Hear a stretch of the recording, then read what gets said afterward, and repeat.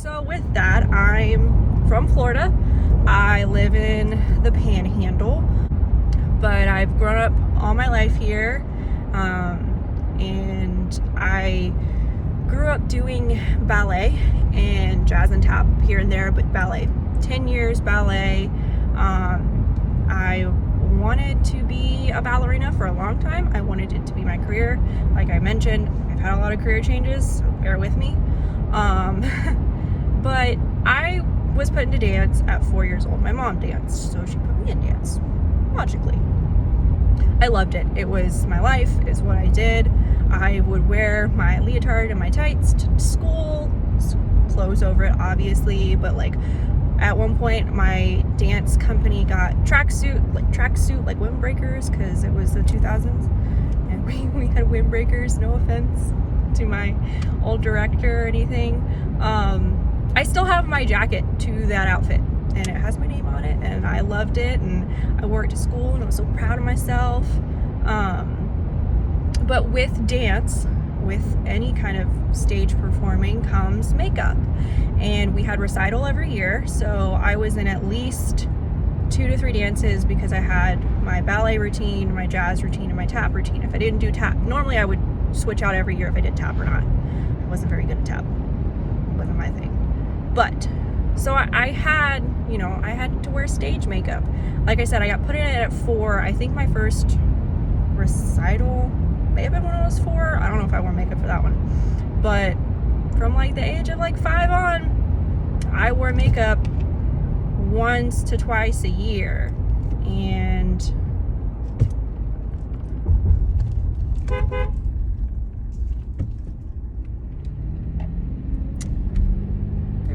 baby raccoons in the road. I'm sorry, I was about to like freak out, but there were little bitty baby raccoons that was so cute. Oh, and I like honked my horn, y'all heard it, and one of them just like laid flat, and I was like, no, I don't want to hit you. I had to go around them. Anyway, I'm driving out in the country, that's why there's raccoons out here. But anyway, I did dance from like 5 till I was like 13 or 14 years. Anyway, I wore makeup at least twice a year because we also did the Nutcracker during Christmas time, and I was always in the Nutcracker. We did stage makeup, and my mom she was a ballet dancer, and she also did theater makeup when she was in college, so she knew how to do makeup.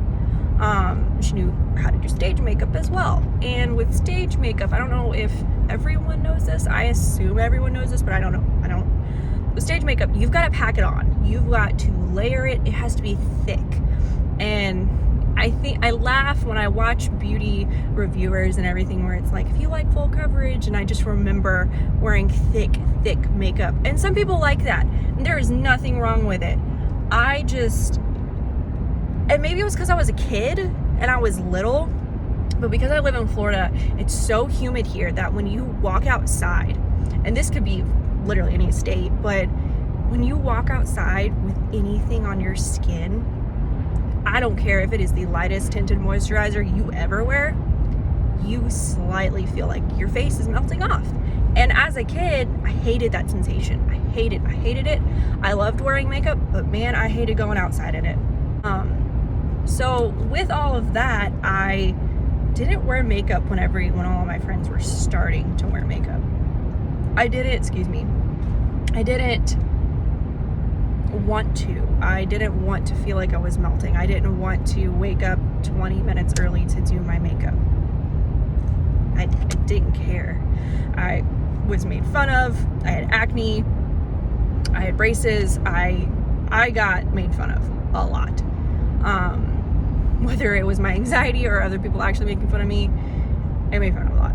So that being said, I went to school and I just didn't want to wear makeup. I just didn't care. And then finally, when I was like I think it was in 9th grade, so I was like 15, I was like, okay, I'll get up a little bit early.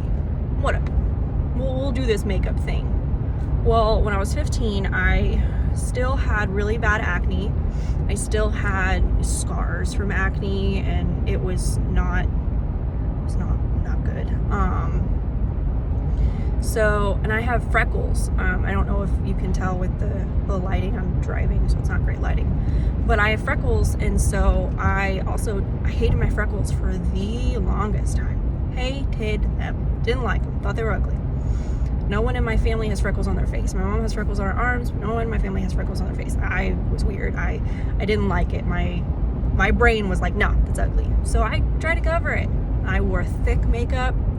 I was only used to ever wearing thick makeup. I liked eyeliner, and my mom got me, I remember my first ever palette was a Stila palette, and it was supposed to look like a flower, and like you started from the center and went out with the flower petal, and that was supposed to be like your eye.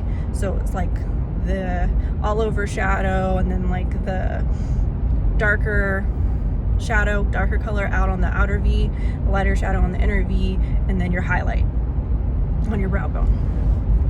So it was very like easy, I guess. I don't know. It was just simple. I kind of dabbled in makeup. I wasn't bad. I wasn't good. I don't want to toot my own horn. I'm a lot better at makeup now. I am not great. I am not a makeup artist. I am not a professional. I literally am like any other person. I watch makeup videos on YouTube and go from there. I actually, trying to start this video, I was like, okay, I need to wear makeup. It needs to be absolutely amazing. It needs to have no imperfections. And then I reminded myself that that's not who I am. My makeup doesn't look good every single day. It doesn't look, this is a decent makeup day. Decent. I'm also kind of nitpicky about my makeup. It's decent. And I, you know, with growing up the way I did and my relationship with makeup, I just kind of, it was a love-hate. So I didn't know I officially had anxiety and depression until I was diagnosed with it when I was 19. I went through a really bad bout of personal issues in college, and I called my mom and I said, hey, I'm done living, I'm over it, I'm done. Now mind you, I was 4 hours away from my parents. I was 4 hours away from my hometown. I'm from a really small hometown. And I was overwhelmed. I was not doing well in college. I had days where, you know, I threw on my makeup and I did my hair and I went out and it was good. And then I had other days where I slept for 12 hours. And looking back at my high school life, it was there. Like, knowing what I know now, it was there, but I just thought I'd grow out of it. So even when I was 19 and telling my mom, you know, I'm done, I'm over life, you can count me out of this one, I don't want to renew my subscription for the next year,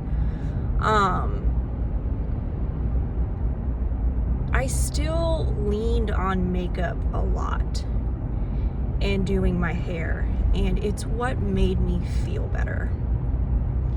And, you know, with depression, anxiety, a lot of mine is how I look to others. A lot of my anxiety is social anxiety. So it's how I present myself, how I am around others, how I physically look. I am very hard on myself. I feel pretty at times, but it's few and far between. And it's hard saying that, and it's hard putting yourself out there and saying this in general, but it's real. It's what's in my head. It's how my brain works. It's how the wiring or lack of serotonin that's in it. So with makeup, after I got over the hump of dealing with it in Florida, it always made me feel better. Like I said, I would have days where, even after I did eventually drop out of the first college I came home, I went to a local college here, and about a year later I met my now boyfriend. And unfortunately, I relied on boys a lot too, which don't do that. It's not a good idea. I'm a very, very, very hopeless romantic. Very much so. I wanted that prince, the knight in shining armor, the high school sweetheart, the we've known each other forever. And I didn't get that, and I forced it. I forced it in a lot of my relationships, and I didn't get that. And I would seek out happiness in that, and happiness in changing my appearance and changing how I looked with makeup. And I realized that not until recently, I'm 25, y'all. Feel like I'm old. Not until recently did I realize that that's wrong. So with this channel and me just rambling, and I'm so sorry, but that's who I am. I talk a lot, I guess, when I get it going.